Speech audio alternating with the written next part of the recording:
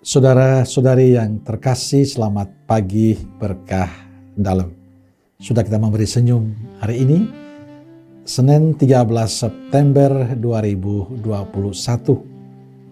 Gereja merayakan pesta Santo Yohanes Chrysostomus, Uskup dan Pujangga Gereja.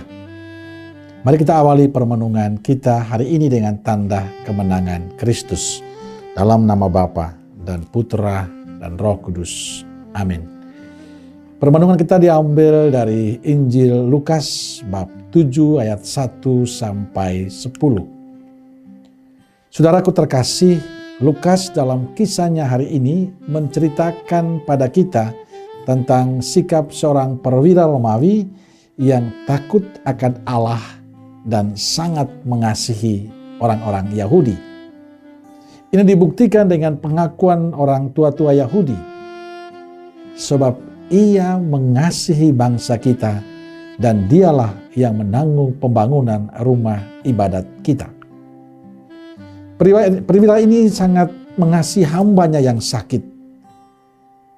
Ini ditunjukkan di saat ia minta kepada orang tua-tua Yahudi, kepada Yesus, untuk datang kepada Yesus, meminta agar ia datang dan menyembuhkan hambanya.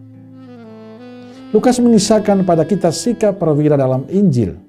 Saat Yesus sudah mendekati rumahnya, malah ia menyuruh beberapa sahabatnya mengatakan kepada Yesus, "Tuhan, janganlah bersusah-susah, sebab aku merasa tidak layak menerima Tuhan dalam rumahku.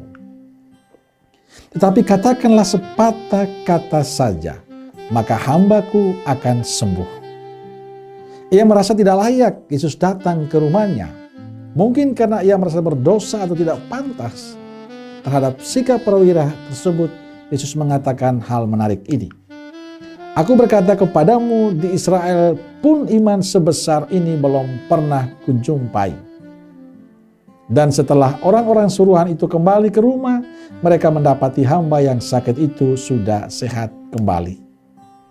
Saudara terkasih, ada dua poin yang bisa kita renungkan pagi ini. Pertama, kisah ini mengajarkan pada kita bagaimana bersikap pada sesama kita. Perwira dalam Injil, walaupun dengan statusnya yang tinggi, tapi dia tetap memiliki hati untuk sesamanya, untuk bawahannya. Ia tidak angkuh, tidak sombong, tapi ia begitu peduli. Ia mengasihi bawahannya dengan tulus. Pada saat bawahannya sakit, ia mau datang memohon kepada Yesus supaya menyembuhkan bawahannya. Kasihnya tidak dibangun atas statusnya, atas jabatannya. Dia melakukan semuanya dengan sangat tulus terhadap bawahannya. Kedua, perwira itu menunjukkan sikap rendah hati di hadapan Yesus. Ia tahu di hadapan Yesus semua statusnya, jabatannya, pangkatnya yang dimiliki tidak ada artinya.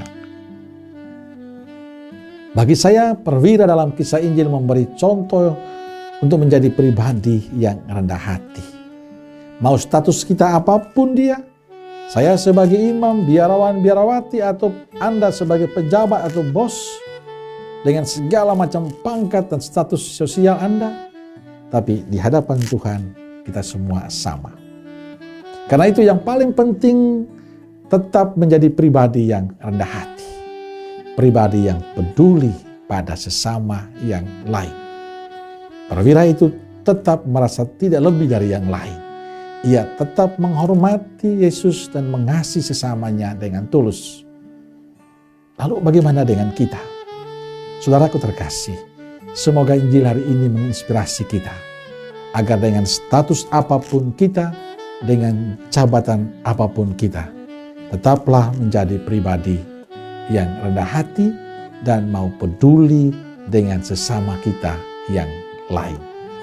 Amin. Semoga Allah yang Maha Kuasa memberkati saudaraku sekalian, Bapa, Putra, dan Roh Kudus. Amin.